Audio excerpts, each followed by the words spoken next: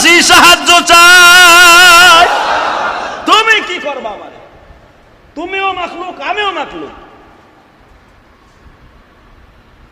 যিনি আমারে বানিয়েছে, আগুন যিনি জ্বালানোর শক্তি দিয়েছে, তিনি আমারে বাঁচাবে।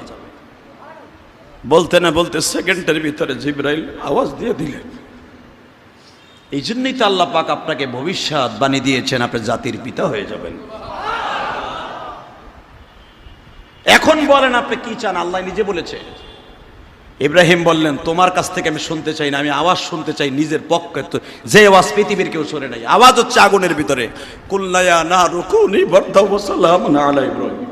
আমার ইব্রাহিমের জন্য আগুনের সেই আগুনের এই জায়গাটাকে শান্তির ব্যবস্থা করে দাও, এয়ার কুলার বানায় দাও, বেশি ঠান্ডা করো না, খেতা লাগবে।